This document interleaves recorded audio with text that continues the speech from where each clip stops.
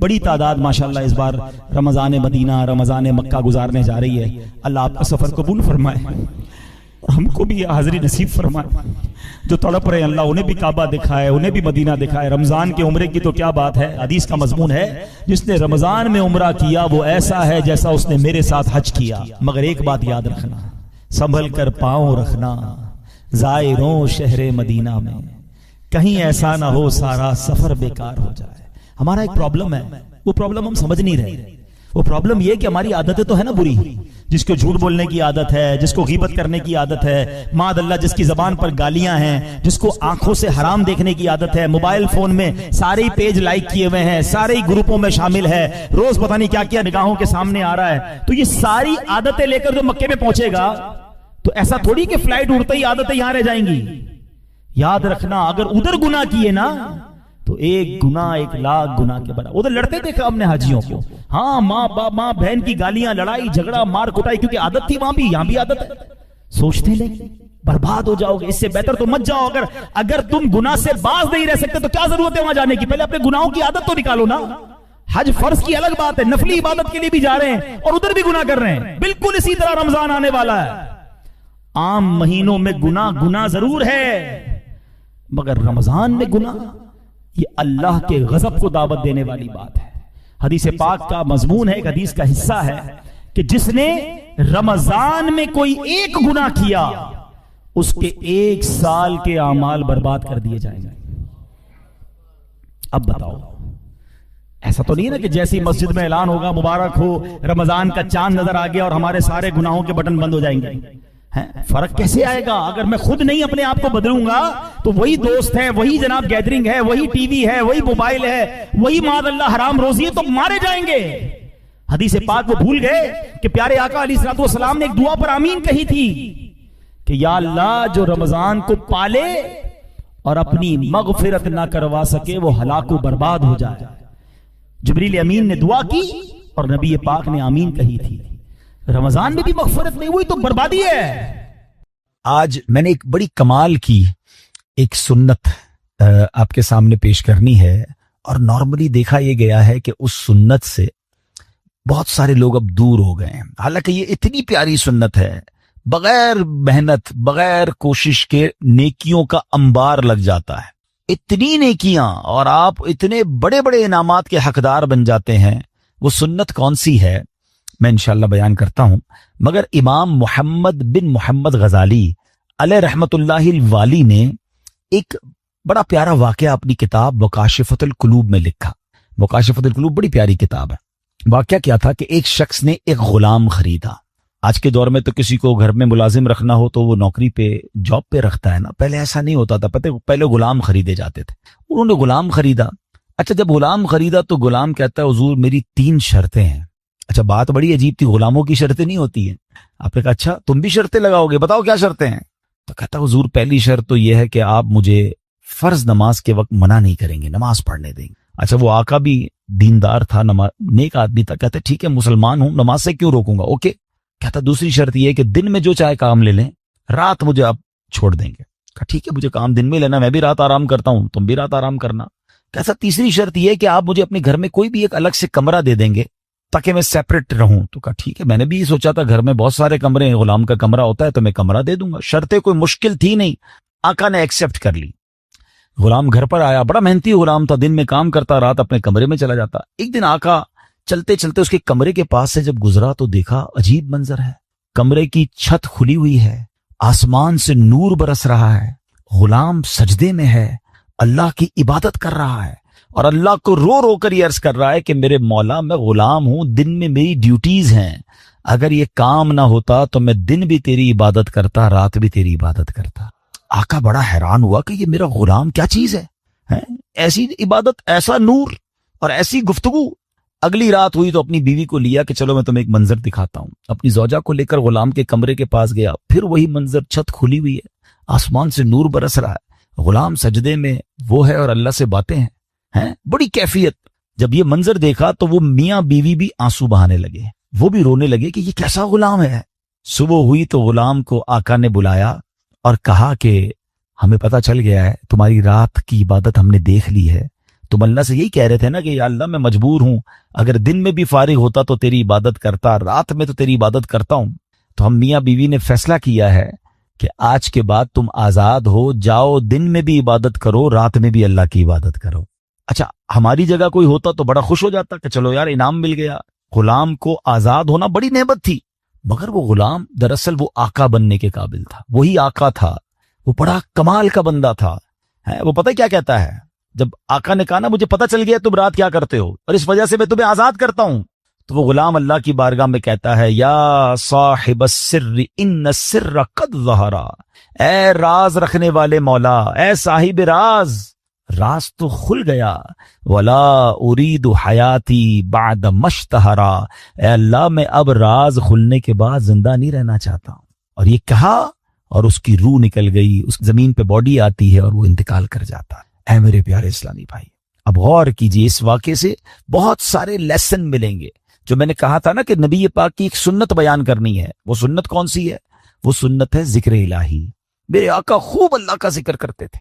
کتنا ذکر کرتے تھے آپ کو میں اندازہ کرواتا ہوں، آپ کو اندازہ ہو جائے گا۔ نبی پاک سونے سے پہلے اللہ کا ذکر، جاگنے کے بعد اللہ کا ذکر، کھانے سے پہلے اللہ کا ذکر، کھانے کے بعد اللہ کا ذکر ہے۔ پیارے آقا گھر سے نکلتے ہوئے اللہ کا ذکر، گھر میں داخل ہوتے ہوئے اللہ کا ذکر، قدم قدم پر اللہ کا ذکر۔ کیسے؟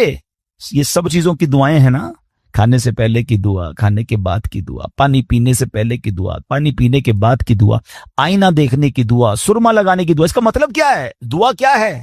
ذکر الہی ہے نا، اللہ سے باتیں کرنا ہے نا۔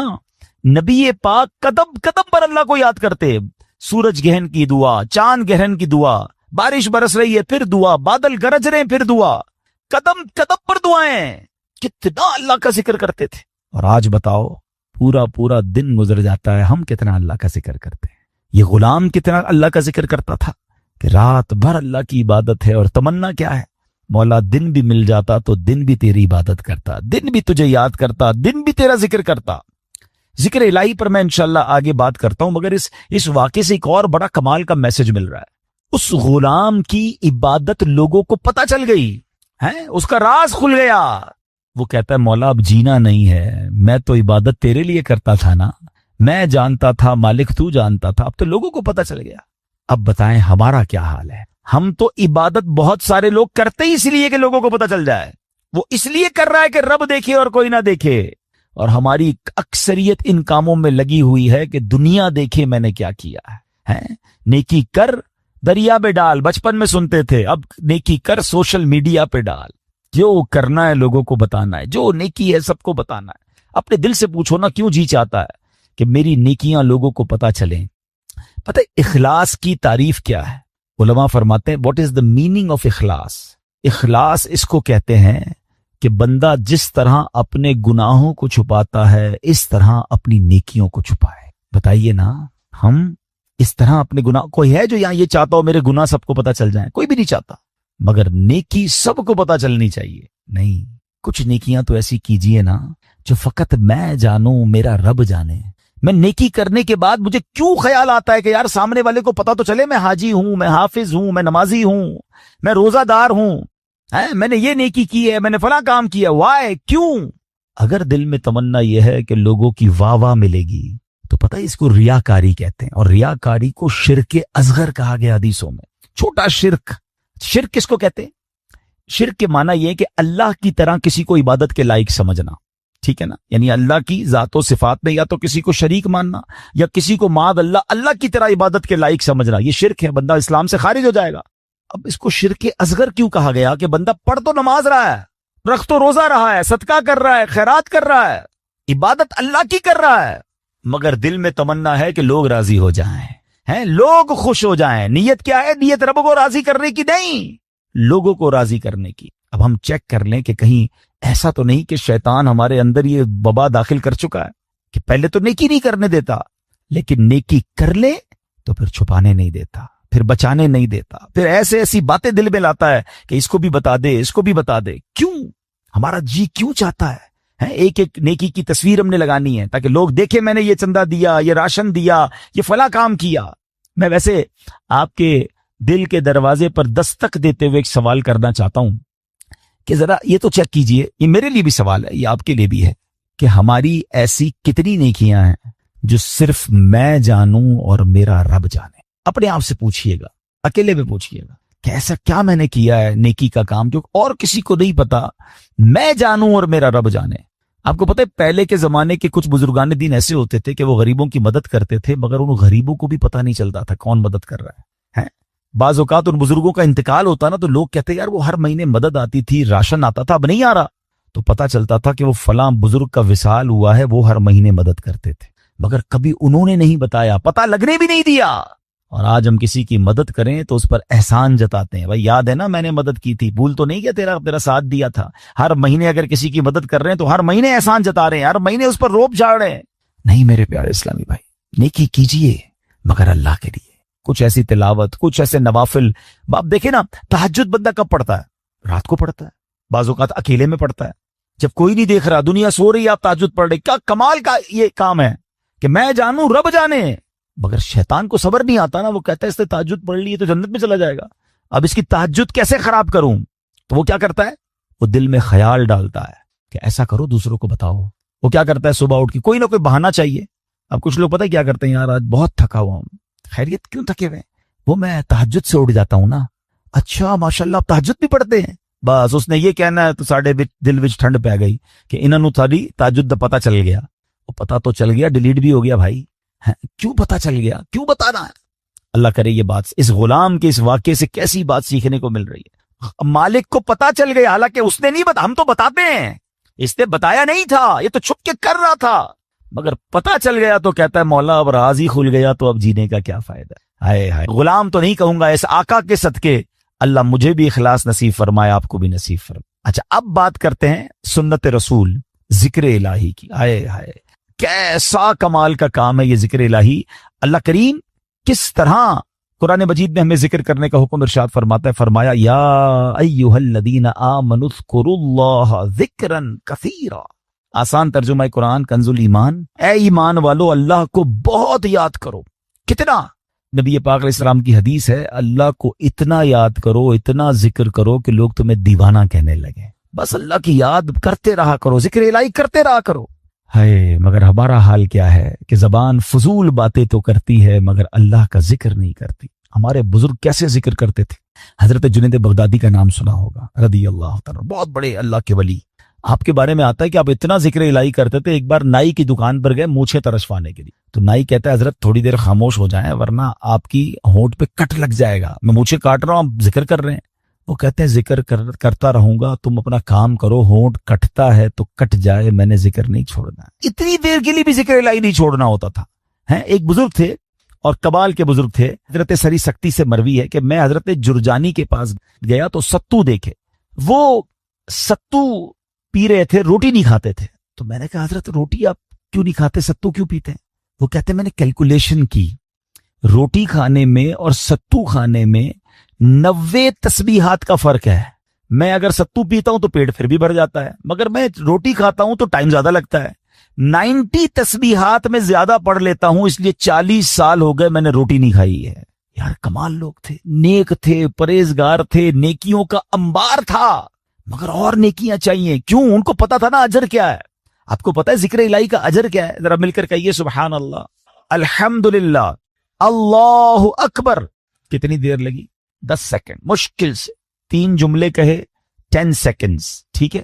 10 سیکنڈ میں آپ دنیا میں کیا کما سکتے ہیں؟ بغیر کھڑے ہوئے, بغیر پسینہ بہائے, بغیر کوشش کیے, بیٹھے بیٹھے 10 سیکنڈ میں 3 جملے کہے, کیا کمایا پتا ہے آپ نے؟ میرے نبی علیہ السلام کے سچے وعدے ہیں, جو ایک بار سبحان اللہ کہے جنت میں درخت لگا دیا جاتا, ایک بار اللہ اکبر کہے جنت میں درخت, ایک بار لا الہ الا اللہ کہے جنت میں درخت.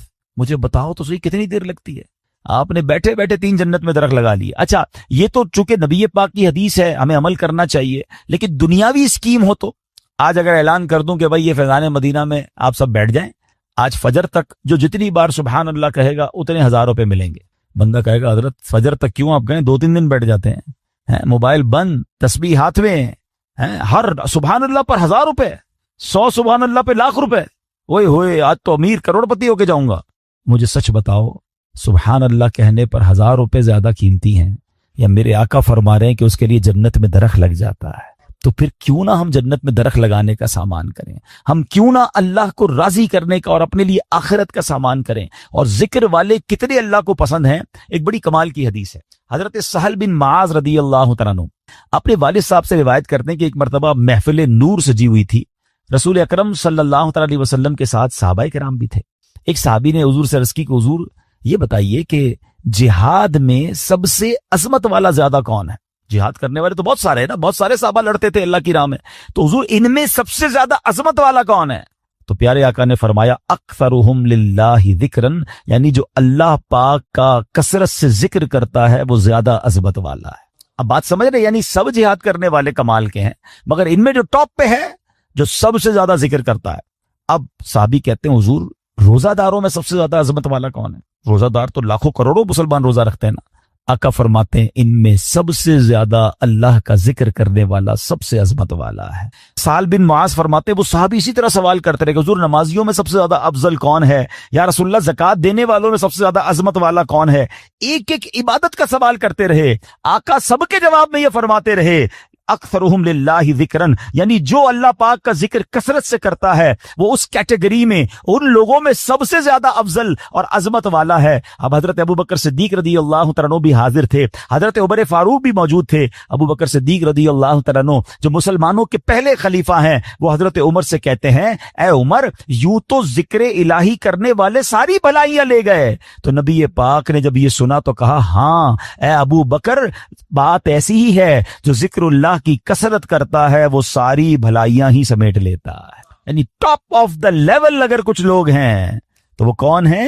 وہ ذکر الہی کرنے والے ہیں. اے میرے پیارے اسلامی بھائیوں, اب ہمیں یہ غور کرنا ہے کہ ہم کتنا ذکر کرتے ہیں, ہماری زبان پر کتنا ذکر ہوتا ہے. حضرت معاذ بن جبل رضی اللہ تعالیٰ عنہ کہتے ہیں میری نبی پاک علیہ الصلوۃ والسلام سے ان کی ظاہری حیات میں جو آخری ملاقات ہوئی نا, تو میں نے نبی پاک سے کہا حضور مجھے کوئی نصیحت فرما دیجیے. تو پیارے آقا علیہ الصلوۃ والسلام سے کہتے ہیں حضور کون سا عمل اللہ کی بارگاہ میں سب سے بہتر اور سب سے زیادہ قرب حاصل کرنے والا ہے؟ تو پیارے آقا علیہ السلام نے فرمایا اے معاذ تمہیں موت اس حال میں آئے کہ تمہاری زبان ذکر اللہ سے تر ہو. سب سے افضل عمل, ٹھیک ہے نا. مفتی احمد خان نعیمی اس کے تحت فرماتے ہیں کہ اس کا مطلب یہ ہے کہ بندہ پورا دن کچھ نہ کچھ اللہ کا ذکر مختلف انداز سے کرتا رہے. موت کے آنے کا تو پتہ نہیں نا, ملک الموت تو کبھی بھی آ سکتے ہیں. تو وہ جب بھی میری روح قبض کرنے آئے میں اللہ کی یاد میں ہوں, اللہ کے ذکر میں ہوں, عبادت میں ہوں. اللہ اکبر. اب ذرا غور کریں جن کا پورا دن گزرتا ہے اور زبان پر ذکر الہی نہیں ہوتا. نبی پاک علیہ السلام نے فرمایا کہ جس کا آخری کلام لا الہ الا اللہ ہوگا دخل الجنہ, وہ جنت میں داخل ہو جائے گا. اچھا چاہتے سب ہیں. اب اگر میں سوال کروں گا جواب مجھے نہ دیں, اپنے آپ کو دے دیں. آج پورے دن میں کتنی بار کلمہ پڑھا ہے؟ اچھا پورے ہفتے میں کتنی بار کلمہ پاک پڑھا ہے؟ مہینہ پورا گزر گیا کتنی بار کلمہ پاک پڑھا ہے؟ اب حال دیکھ لیں. مرتے وقت سب کو کلمہ چاہیے, زندگی میں پڑھنے کے لیے تیار کوئی نہیں ہے. ایسا نہ کریں, یہ افضل الذکر ہے, سب سے افضل ذکر. حدیث میں فرمایا افضل الذکر لا الہ الا اللہ. اور یہی بات نبی پاک نے فرمائی نا کہ تمہاری آخری جو الفاظ ہوں زبان پر اے معاذ وہ اللہ کا ذکر ہو. یہ اللہ کی بارگاہ میں سب سے زیادہ قرب دلانے والا عمل ہے. اب علماء نے اسے بڑی آسانی کر دی ہے. ہاں اب ذرا غور سے سنیے گا. اب ذکر اللہ کی مختلف صورتیں ہیں, ایسا نہیں بالکل یقیناً اللہ کا ذکر اللہ اللہ اللہ سبحان اللہ لا الہ الا اللہ اللہ اکبر سبحان اللہ و بحمدہ سبحان اللہ العظیم یا رحمانو یا رحیمو یا سلامو, یہ سارے اللہ کے ذکر ہے. مختلف اللہ کے نام لیتے رہیں. اللہ کی یاد میں جتنا ذکر کریں گے یہ ذکر باللسان ہے, یہ زبان سے ذکر ہے. مگر ذکر کی اور بھی صورتیں ہیں. آئے ہائے, علماء فرماتے ہیں کہ اللہ کی نعمتوں کے بارے میں غور و فکر کرنا بھی ذکر اللہ ہے. بندہ سوچتا رہے کہ اس رب نے کائنات کیسے بنائی ہے, کیسی قدرت والا میرا رب ہے, قدرت کے نظارے دیکھ رہا ہے, مگر نیت یہ ہے کہ اللہ کی کبریائی اور اللہ کی شان و عظمت دل میں بڑھ رہی ہے کہ میرا مالک ایسے عظیم پہاڑ بنانے والا, وہ رب کریم اتنی خوبصورت دنیا بنانے والا ہے, تو وہ خالق و مالک کیسی عظمت والا ہوگا. اس نظر سے اگر دنیا کے نظارے دیکھ رہے ہیں تو اللہ اکبر. علماء کہتے ہیں یہ آنکھ کا ذکر ہے.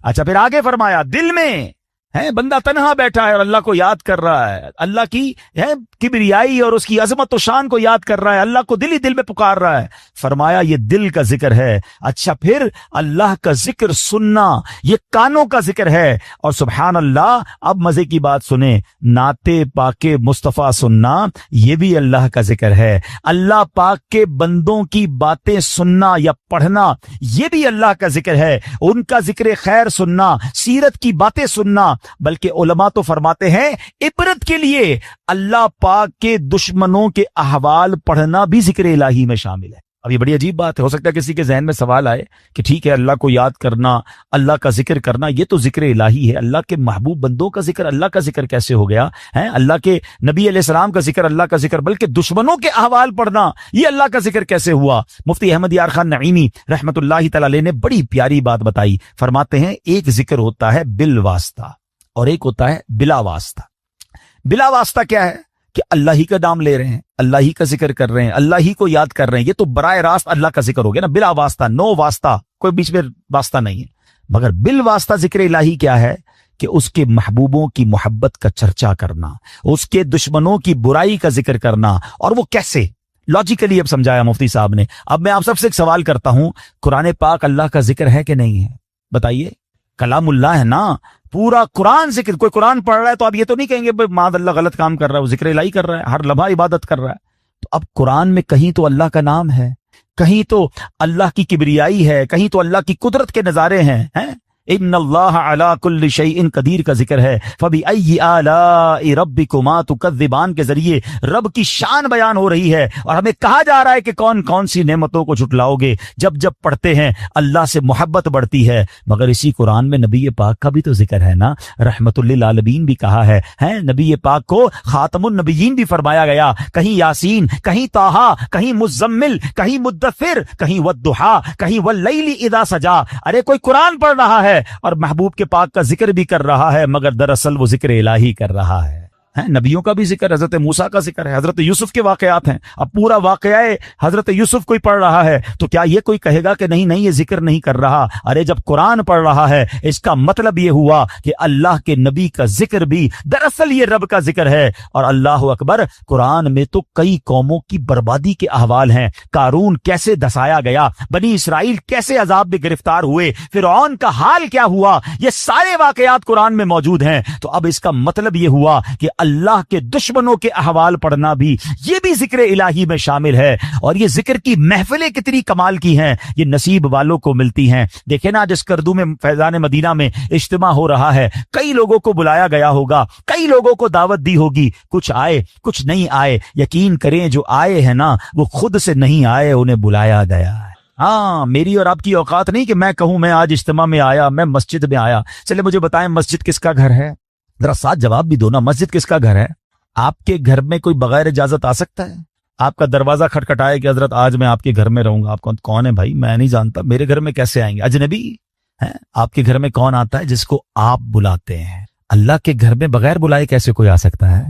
ہم سب کو بلایا گیا ہے, ہمیں موقع دیا گیا ہے, ہمیں سعادت دی گئی ہے. اور سنو, اللہ کے گھر میں آتے رہا کرو. کئی لوگ پورا ہفتہ نہیں آتے, جمعے کی نماز پڑھتے ہیں, باقی پورا ہفتہ نہیں آتے. وہ غور کریں کہ ایسا کیا گناہ ہو گیا کہ میرا رب مجھے کیوں نہیں بلاتا, روز 5 وقت مہمان کیوں نہیں بنتا. مبارک ہو اسے جو مسجد میں جس کا دل لگتا ہے اور بار بار آتا ہے. ایک اور مزے کی بات بتاؤں, آپ کے قسم قسم کے رشتہ دار اور دوست ہیں. جو دور کا دوست ہوتا ہے نا وہ سال میں کبھی کبھی ایک بار آ جاتا ہے. جو بہت قریب کے رشتہ دار ہوں, جو بالکل تھوڑا سا فاصلہ ہو, لیکن وہ کبھی کبھی مہینے میں ایک بار آتے ہیں. جو اس سے قریب ہو وہ ہفتے میں ایک بار آتے ہیں. اور گھر والا تو روز گھر میں آتا ہے نا. اب اللہ کے گھر میں جو روز آ رہا ہے, سبحان اللہ, اس پر کتنی رحمتیں ہو رہی ہیں. اور جو کبھی عید کی نماز میں آتا ہے, کبھی 2-4 مہینے بعد اسے اللہ کا گھر یاد آتا ہے. سوچو کتنا ڈسٹینس ہو گیا ہے, کتنی دوری ہو گئی ہے. یہ رحمان کا گھر ہے, اس میں آتے رہا کریں, بیٹھا کریں, وقت بتایا کریں. اور سبحان اللہ, آپ کے گھر میں کوئی مہمان آئے, آپ کیا چاہتے ہیں؟ خوش ہو کر جائے نا. کھانا اچھا بناتے ہیں, اس کی آرام کا خیال رکھتے ہیں. جب مہمان آئے اسے خوش کر کے بھیجتے ہیں. بتاؤ نا, کریم کے در پر کوئی مہمان آئے گا وہ اسے راضی نہیں کرے گا؟ اللہ کے مہمان بنو، پھر دیکھو رب کیسی عطائیں فرماتا ہے۔ پرابلم یہ مسجد میں ایک تو آتے ہیں دل نہیں لگتا، آتے ہیں تو بھاگنے کا جی چاہتا ہے۔ بیٹھا کریں۔ اور اب میں آپ کو بتاتا ہوں کہ جو ذکر اللہ کی محفل ہے نا، ابھی ذکر کی محفل ہو رہی ہے نا، اللہ کے پیاروں کا ذکر ہو رہا ہے، اللہ کے ذکر کی باتیں، قرآن کی باتیں، یہ بڑی کمال کی محفل ہے۔ ایک بڑی پیاری حدیث سناتا ہوں، حدیث پاک کا خلاصہ ہے۔ میرے آقا علیہ الصلوۃ والسلام فرماتے کہ اللہ تعالیٰ کے کچھ فرشتے ہیں کہ جو زمین کی سیر کرتے ہیں، ان کی ڈیوٹیز ہیں۔ کچھ فرشتوں کی ڈیوٹی یہ ہے کہ جہاں ذکر الہی ہوتا ہے نا، اس محفل کو اپنے پروں سے ڈھانپ لیتے ہیں۔ اب کیا ہوا، وہ فرشتے جب اجتماع سے فارغ ہوتے ہیں اللہ کی بارگاہ میں جاتے ہیں، اللہ کو سب معلوم ہے کہاں سے آ رہے ہیں۔ اللہ فرماتا ہے فرشتوں کہاں سے آ رہے ہو؟ کہتے ہیں یا اللہ ایک جگہ بندے جمع ہیں تیرا ذکر کر رہے ہیں۔ اللہ فرماتا ہے فرشتوں یہ بتاؤ انہوں نے مجھے دیکھا ہے جو میرا ذکر کرتے ہیں؟ کہ یا اللہ تجھے نہیں دیکھا۔ ارشاد ہوتا ہے فرشتوں بتاؤ کیا مانگ رہے ہیں؟ کہتے ہیں یا اللہ جنت مانگ رہے ہیں۔ ارشاد ہوتا ہے جنت دیکھی ہے؟ کہ یا اللہ دیکھی نہیں۔ اچھا دیکھ لیتے تو کیا کرتے؟ اے رب جنت دیکھ لیتے، شوق سے مانگتے۔ ارشاد ہوتا ہے یہ بتاؤ کس چیز سے پناہ مانگ رہے تھے؟ عرض کرتے مولا جہنم سے پناہ مانگ رہے تھے۔ ارشاد ہوگا جہنم دیکھی ہے؟ کہیں گے نہیں یا اللہ جہنم دیکھی نہیں انہوں نے۔ اچھا بتاؤ دیکھ لیتے تو کیا کرتے؟ ارشاد ہوتا عرض کرتے مولا اگر وہ جہنم دیکھ لیتے تڑپتے، جہنم سے پناہ مانگتے۔ ارشاد باری ہوتا ہے اے فرشتوں گواہ ہو جاؤ، جن بندوں نے مجھے دیکھا نہیں پھر بھی مجھے یاد کر رہے ہیں، جنت دیکھی نہیں جنت مانگ رہے ہیں، جہنم دیکھی نہیں جہنم سے پناہ مانگ رہے ہیں، اے فرشتوں گواہ ہو جاؤ میں نے ان سب کی مغفرت فرما دی ہے۔ اب مزے کی بات، فرشتے کہتے ہیں یا اللہ ان میں ایک بندہ ایسا بھی بیٹھا تھا جو تیرا ذکر کرنے نہیں آیا تھا۔ ہو سکتا ہے ہمارے پاس بھی ایسا کوئی بھائی آیا ہو جس کا آنے کا ارادہ نہ ہو، دوست پکڑ کے لے آئے چلو یار تھوڑی دیر کے لیے پھر بعد میں کہیں اور چلے جائیں گے، نیت ذکر کی نہیں ویسے ہی آ گیا۔ فرشتے کہتے ہیں مولا ایک بندہ ایسا ہے جو تیرا ذکر کرنے نہیں آیا تھا۔ اللہ فرماتا ہے اے میرے فرشتوں یہ وہ مجلس ہے، یہ وہ محفل ہے جس کے ہم نشین محروم نہیں ہوتے، میں نے اس کی بھی مغفرت فرما دی ہے۔ اللہ کرے کہ اجتماع ہم سب کی مغفرت کا ذریعہ بن۔ فرشتے جا کر بتائیں اللہ کو کہ مولا تیرے بندے بیٹھے ایک جگہ پر گناہ گار ہیں، تیرے گھر میں تو بیٹھ کر تجھے یاد کر رہے ہیں، مانتے ہیں گناہ گار ہیں مولا مگر تیرے سوا کون بخشنے والا ہے، جہنم سے پناہ مانگتے مولا تجھ سے، تیری جنت کا تجھ سے سوال کرتے۔ اللہ بڑا کریم ہے۔ ایسے اجتماعات میں، ایسی محفلوں میں، ذکر کی محفلوں میں آیا کیجئے، یہ بڑی کمال، کسی کی برکت ہمیں مل جاتی ہے۔ ہم تو گناہ گار ہیں نا، مگر اتنے بڑے مجمع میں کوئی تو اللہ کا نیک بندہ ہوتا ہے نا، کیا معلوم اس پر برس رہی ہے، مجھ پر بھی برس جائے گی، اس پر رحمت۔ دیکھیں نا بارش برستی تو سب پہ برستی ہے نا، رحمت کی بارش برسے گی تو کچھ چھینٹے مجھ پر بھی تو گریں گے نا۔ برستا نہیں دیکھ کر ابر رحمت، بدوں پر بھی برسا دے برسانے والے۔ مگر آج حال برا پتہ ہے کیا ہے، لوگ اس طرح کی محفلوں میں تو نہیں آتے، بری محفلوں میں بڑے شوق سے جاتے ہیں، کہیں شراب کی محفل، کہیں جوئے کی محفل، کہیں بے حیائی کی محفل۔ اچھا جب ان کو کہو کہ بھائی نہ جاؤ، یہ نوجوان بیٹھے ہیں، تو وہ کہتے ہیں میں کون سا شراب پیتا ہوں، میں تو صرف بیٹھتا ہوں، میں کون سا جوا کھیلتا ہوں، میں تو بیٹھتا ہوں۔ نہیں میرے پیارے اسلامی بھائی، جہاں لعنت برس رہی ہے وہاں بیٹھ رہے ہیں۔ پچھلے دنوں کووڈ آیا تھا نا، کووڈ وائرس نے ہم سب کو ایک چیز سکھائی تھی کہ جہاں وائرس ہو اس سے دور رہو، سوشل ڈسٹینس، ہاتھ نہیں ملاتے تھے یار اپنوں سے۔ کمال ہے جراثیم نہ لگ جائے اس لیے ملتے نہیں تھے، کوئی گناہ نہ لگ جائے، کوئی بری عادت نہ لگ جائے، اللہ کا نافرمان نہ ہو جاؤں، کیوں ڈسٹینس نہیں کرتے برے لوگوں سے؟ عقل مند لوگ بیٹھے ہیں، اگر کسی عمارت میں گراؤنڈ فلور پر آگ لگ جائے تو کیا فرسٹ اور سیکنڈ فلور والے آرام سے بیٹھیں گے یار نیچے لگی ہے میں تو اوپر ہوں؟ کیا کریں گے؟ فوراً بلڈنگ خالی کریں گے نا یار، یہ اوپر بھی آ سکتی ہے، آس پاس کے گھر بھی خالی کرا لیے جاتے ہیں۔ وائے کیوں؟ کہ یار آگ لگی ہے بچنا دور ہو جاؤ۔ جہاں جہنم کی آگ لگی ہے وہاں بیٹھے اور آپ کو پرواہ ہی نہیں ہے کہ یار میں اس کی وجہ سے برا بن سکتا ہوں۔ بچپن سے جملہ آپ نے سنا ہوگا، اچھے کی صحبت تجھے اچھا بنا دے گی، برے کی صحبت تجھے برا بنا دے گی۔ لیکن بری صحبتیں مزہ بڑی دیتی ہیں، لوگ کہتے ہیں یار بڑا مزہ آتا ہے، ہم بیٹھتے ہیں، ہم غلط کام نہیں کرتے۔ آپ یقین کریں یہ بری صحبتیں ہی ہیں جو بندے کو برباد کرتی ہیں۔ کسی بھی جواری، کسی بھی شرابی، کسی بھی قاتل، کسی بھی چور، کسی بھی منشیات کا استعمال کرنے والے سے پوچھ لیں کہ یہ عادت کہاں سے ملی ہے، 99.99 بلکہ 100% آپ کو جواب یہی ملے گا کہ یار دوست برے مل گئے تھے انہوں نے لگا دیا۔ کوئی آ کے یہ نہیں بتائے گا کہ یار ایک دن برتھ ڈے تھی، میری سالگرہ تھی اور ابو نے لا کے چرس کی سگریٹ دی تھی، بیٹا پی لو، یا پستول لو جا کے چوری شروع کرو۔ ماں باپ نہیں، گھر سے نہیں ملتی بری عادتیں، برے دوستوں سے ملتی ہیں۔ تو جب ساری دنیا کے برے لوگ بنے ہی دوستوں سے ہیں، اور میں برا دوست چھوڑتا نہیں، کہتا نہیں میں بڑا طاقتور، مجھے کچھ نہیں ہوگا، آج نہیں ہوگا کل ہو جائے گا۔ برے کی صحبت دل پر اثر ڈالتی ہے۔ خوبصورت شعر ہے نا، بھلے بندے دی صحبت یاروں، جویں دکان تاراں سودا بھاوے ملے نہ لئیے ہلے آن ہزاراں. کہتے بھلے بندے کی صحبت ایسی ہے جیسے عطر والے کی دکان ہے. خرچہ کرو نہ کرو خوشبو فری میں مل جاتی ہے. جب بھی عطر کی دکان میں جائیں خوشبو پہلے تو خوشبو ہی آ جاتی ہے اور پھر اس کے بعد چھوٹا موٹا سیمپل بھی فری میں آ جاتا ہے. کوئی پیسے خرچ نہیں ہوئے, فائدہ ہوا. یہ بھلے بندے کی صحبت ہے کہ نیک کی صحبت میں بیٹھو گے نا, کچھ ملے نہ ملے گناہ سے تو بچ رہے ہیں. جو اس پر رحمت برس رہی ہے مجھ پر بھی 2 چھینٹے برس جائیں گے. تو اچھی صحبت آلویز بینیفیشل ہے. مگر آگے کیا کہتے ہیں, برے بدے دی صحبت یاروں جویں دکان لوہاراں, کپڑے پاویں کچھ کچھ پئیے چنگا پین ہزاراں. کہتے برے بندے کی صحبت ایسی جیسے لوہار کی دکان. لوہار کی دکان میں جائیں تو کیا ہوگا, کپڑے کتنے بھی بچا لو کوئی نہ کوئی چنگاری سوراخ کر دے گی. اچھا سوراخ نہیں کرے گی تو بدبو تو ہو ہی جائے گی کپڑے میں, کیونکہ دھواں بڑا نکلتا ہے. تو یہی برے بندے کی صحبت ہے, تمہارے اعمال کردار کو وہ بکھیر دے گی, خراب کر سکتی ہے. تو اپنی صحبتوں کو چینج کیجئے, ذکر الہی کی کثرت کیجئے. ذکر الہی دلوں کو صاف کرتا ہے. کئی لوگ کہتے چین نہیں ہے, سکون نہیں ہے, ٹینشن بڑی ہے. اب بتاؤ کوئی سکون شراب میں ڈھونڈتا ہے, معاذ اللہ کوئی بری محفلوں میں ڈھونڈ رہا ہے. آؤ قرآن سے پوچھتے ہیں, اے رب کے کلام ہمیں بتا سکون کہاں ہے. قرآن فرماتا ہے الا بذکر اللہ تطمئن القلوب, بے شک اللہ کے ذکر میں دلوں کا چین ہے. تو کرے نا ذکر, چین سکون, آپ ریلیکس ہو جائیں گے. مگر جو زبان ذکر ہی نہیں کر رہی, کہہ رہی ٹینشن بھی دور نہیں ہو رہے. بھائی دل مجھے کس نے بنایا ہے, ذرا بتائیے کس نے بنایا؟ دل کس نے بنایا؟ سکون کون بتائے گا کہاں سے ملے گا؟ جس نے بنایا وہ بتائے گا نا.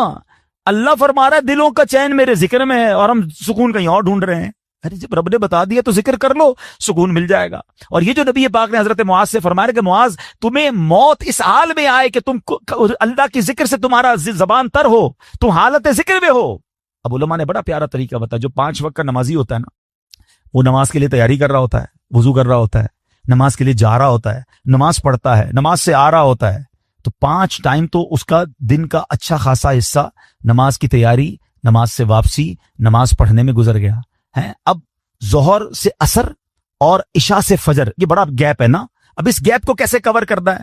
تو علماء فرماتے ہیں کہ اس میں مزید اللہ پاک کا ذکر کر لے. صبح فجر سے لے کے ظہر میں بھی بڑا گیپ ہے, تو فجر کے بعد اللہ توفیق دے تو اشراق چاش پڑھ لے. اچھا ہر نماز کے بعد تسبیح فاطمہ پڑھے, 33 بار سبحان اللہ, 33 بار الحمدللہ, 34 بار اللہ اکبر. تو یہ بھی کچھ اللہ کا ذکر ہو گیا. اللہ توفیق دے تو رات سونے سے پہلے صلاۃ التوبہ پڑھ لے, سورہ ملک کی تلاوت کر لے. اللہ اور توفیق دے تو تہجد کی نماز اٹھ کے پڑھ لے. تو کبھی نہ کبھی یعنی ہر تھوڑی دیر بعد میرا عمل ذکر الہی سے ہے, تسبیح ہاتھ میں ہو, درود پاک پڑھ لے, سبحان اللہ. اب یہ وہ عمل ہیں کہ بندہ اگر ان اعمال میں رہے گا تو سچ بتاؤ اس بندے کا جب موت کا وقت آئے گا تو کتنا بڑا چانس ہے کہ کسی نہ کسی موقع پہ ذکر ہی کر رہا ہوگا, نعت سن رہا ہے, تلاوت سن رہا ہے, خود تلاوت کر رہا ہے, اجتماع میں بیٹھا ہے, درس دے رہا ہے, درس سن رہا ہے, نماز پڑھ رہا ہے, ذکر کر رہا ہے, مارکیٹ میں گیا ہے, نوکری بھی کر رہا ہے, کاروبار بھی کر رہا ہے, تو وہاں بھی اللہ کا ذکر زبان پر جاری ہے. ارے کام تو ہاتھ سے کرتے ہیں نا, کیا ذکر الہی نہیں کر سکتے؟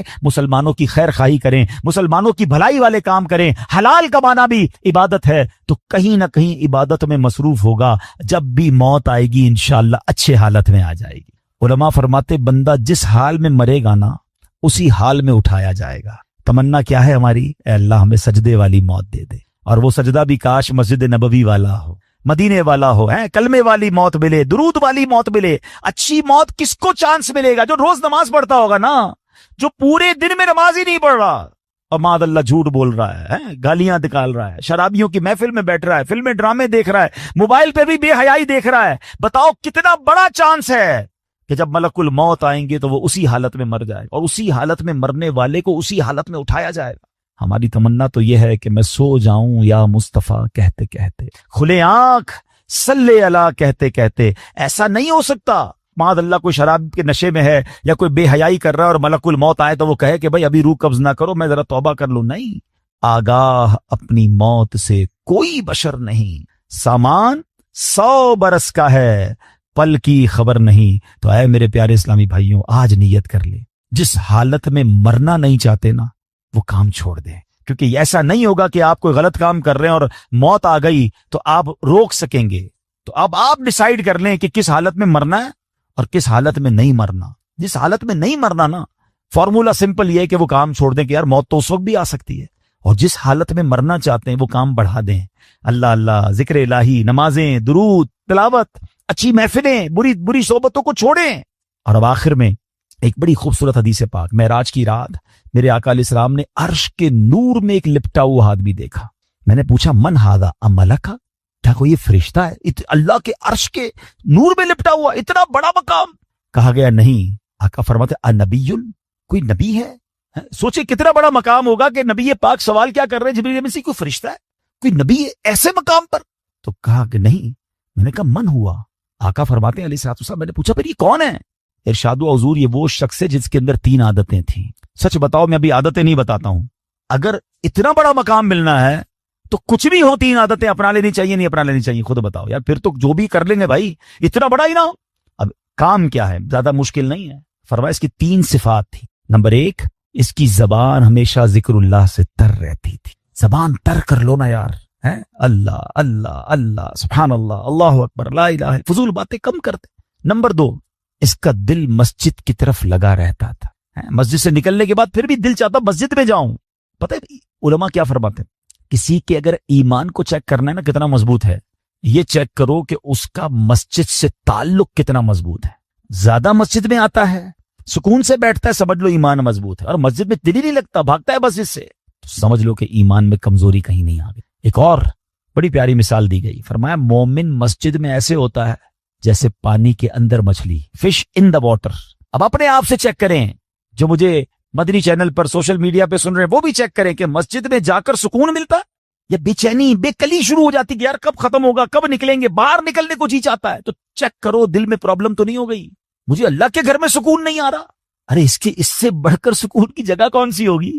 رحمان کے گھر میں آ گیا ہوں، رحمتیں برس رہی ہیں، کہتے ہیں امان میں آ گیا ہوں، اب کوئی ٹینشن نہیں، اللہ کے گھر میں ہوں نا، اسی نے سنبھالنا ہے، اسی نے بچانا ہے، اسی نے بخشنا ہے، میری پرابلم بھی اسی نے سالو کرنی ہے. مگر پرابلم یہ ہے کہ دنیا داروں کے گھر میں سکون ملتا ہے، اللہ کے گھر میں سکون نہیں ملتا. تیسرے نمبر پہ اس بندے کی صفات کیا تھی؟ فرمایا اس کی وجہ سے کبھی اس کے والدین کو برا بھلا نہیں کہا گیا. آئے ہائے کتنا پیارا میرا دین ہے. زندگی میرے بھائیوں ایسے گزارنا کہ میری وجہ سے، آپ کی وجہ سے ہمارے ماں باپ کو کوئی برا نہ کہے کہ یار یہ کیسا بیٹا ہے، ایسا ہوتا ہے، ایسی تربیت کی ان کے ماں باپ نے، گالیاں نکالتا ہے، لڑائی جھگڑے کرتا ہے، سب کو ستاتا ہے. نہیں، اللہ کرے ایسی زندگی گزاروں کہ مجھے دیکھ کر کوئی کہے کہ سبحان اللہ، والد نے کیا بیٹا تیار کیا ہے، ماں باپ نے کیا تربیت کی. اللہ ان کے والدین کو سلامت رکھے کہ ایسا تحفہ امت کو دے کر گئے. ایسا بننا ہے مجھے اور آپ کو کہ میری وجہ سے کتنا برا بیٹا ہے وہ، کتنی بری اولاد ہے وہ کہ جس کی وجہ سے اس کے والدین کو برا بھلا کہا جائے. اور آج کہا جاتا ہے کہ جو لوگ لوگوں کو ستاتے ہیں، تنگ کرتے ہیں، ٹینشن دیتے ہیں، لوگ کہتے ہیں یار یہ کیسی تربیت کی ان کے والدین نے. اور ماں باپ اگر قبر میں ہیں، سچ بتاؤ کتنا دکھ ہوتا ہوگا اس بچے کی وجہ سے کہ بیٹا دنیا میں ایسے کام کر رہا ہے کہ لوگ ہمارے بارے میں بری بات کر رہے ہیں. ارے میں تو اپنے ماں باپ کے لیے دعاؤں کا سبب بنوں، لوگ مجھے دیکھ کر میرے ماں باپ کو دعائیں دیں، کتنی روح خوش ہوگی ان کی کہ سبحان اللہ میرا بیٹا، میری بیٹی ایسی کہ اسے دیکھ کر لوگ ماں باپ کو قبرستان جاتے ہیں. ایسے بھی دیکھے ہم نے ماشاءاللہ ایسے علماء اور ایسے نیک لوگ کہ جنہوں نے ایسے دین کے کام کیے کہ لوگ ان کی خدمات کو دیکھ کر ان کے والدین کی قبر پر جا کر دعا کرتے ہیں. کیوں کہ ایسی اولاد دی امت کو. کاش یہ بات سمجھ آ جائے کہ میری وجہ سے کبھی میرے والدین کو برا بھلا نہ کہا جائے. اور اے میرے پیارے اسلامی بھائیوں، اگر اس کو تھوڑا سا میں آگے لے جاؤں، اس والدین سے بڑھ کر پتہ ہے کس کا حق ہے؟ وہ ہمارے آقا کا ہم پر حق ہے نا. رحمت للعالمین کے امتی ہیں، خاتم النبیین کے امتی ہیں صلی اللہ تعالی علیہ وسلم. کوئی چھوٹی بات ہے؟ بن مانگے بنے ہیں.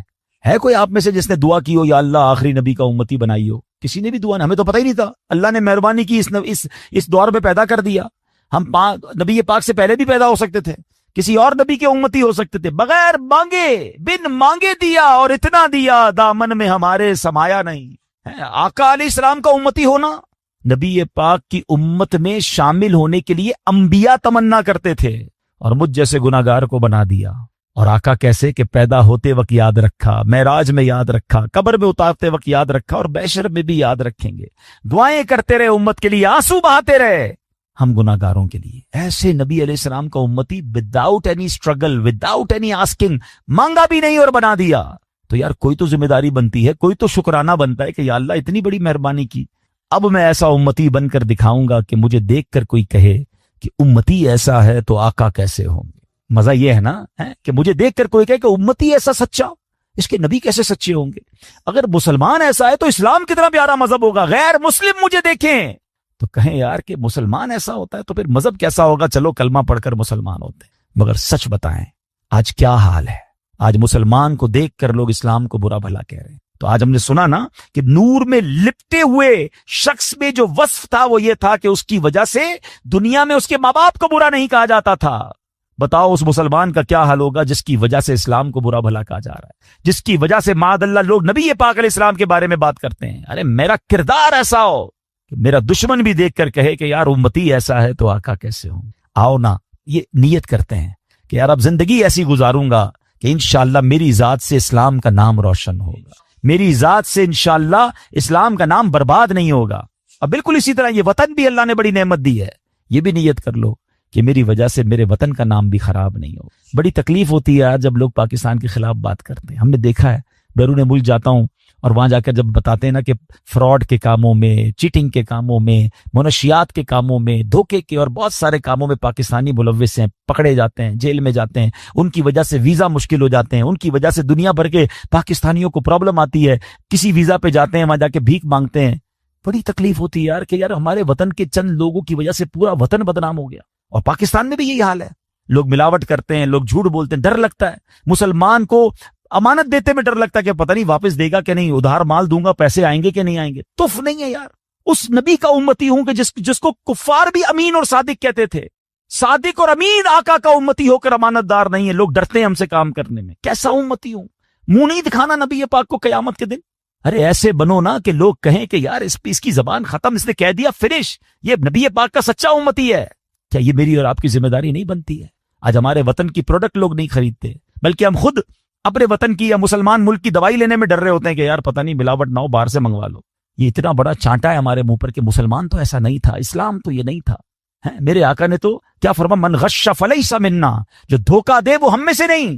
اور آج ایسا لگتا ہے ہر بندہ ریڈی بیٹھا ہے دھوکہ کے لیے، ٹھیلے والے سے لے کر، رکشے والے سے لے کر، ہوٹل والے سے لے کر، ریسٹورنٹ والے سے لے کر، جس کو جب موقع ملا دھوکہ دینا ہے۔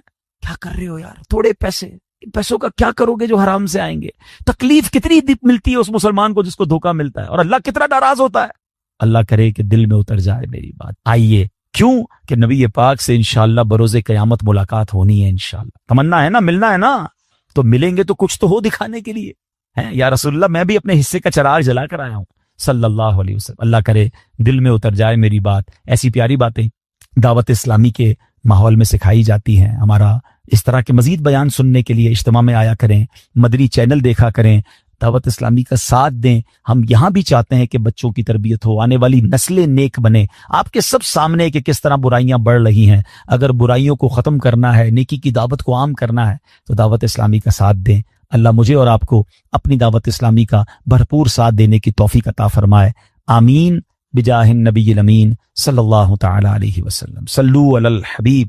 الحمدللہ رب العالمین، والصلاة والسلام على خاتم النبیین۔ اللہم ربنا آتنا فی الدنیا حسنۃ وفی الآخرۃ حسنۃ وقنا عذاب النار، وقنا عذاب القبر، وقنا عذاب الحشر، وقنا حساب المیزان۔ اللہم اعنی علی ذکرک وشکرک وحسن عبادتک۔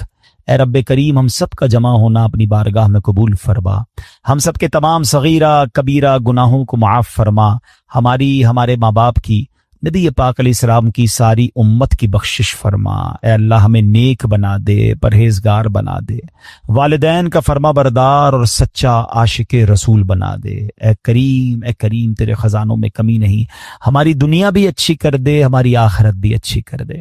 اے اللہ، اے کریم مولا، ہم آج اس اجتماع میں آئے ہیں، ہمارے دلوں کو بدل دے، ہمیں نیکی کا جذبہ عطا فرما، ہمیں ذکر الہی کرنے والی، تیرا ذکر کرنے والی زبان عطا فرما، درود پڑھنے والی زبان عطا فرما، فضول باتوں سے ہماری جان چھڑا دے، بری صحبتوں سے ہماری جان چھڑا دے، ہمیں اچھی اور نیک صحبتیں عطا فرما۔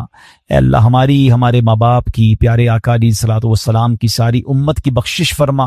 اے اللہ جتنے بیمار ہیں انہیں شفا عطا فرما، قرض داروں کے قرضے اتر جائیں، بے اولادوں کو نیک اور صالح اولاد عطا فرما، اے اللہ روٹھوں کو منا دے، بچھڑوں کو ملا دے، اے کریم جتنے ہاتھ اٹھے ہیں تو سب کے نام بھی جانتا ہے، کام بھی جانتا ہے، سب کی بگڑی بنا دے۔ اے اللہ ہمیں جلدی جلدی مکہ مدینے کی بادب حاضری نصیب فرما، جو مشکلیں ہیں جو پریشانیاں ہیں اپنے کرم سے دور فرما۔ ربنا تقبل منا انک انت السمیع العلیم وتب علینا یا مولانا انک انت التواب الرحیم ببرکۃ ان اللہ وملائکتہ یصلون علی النبی یا ایھا الذین آمنوا صلوا علیہ وسلموا تسلیما صلی اللہ علی النبی الامی وآلہ صلی اللہ علیہ وسلم۔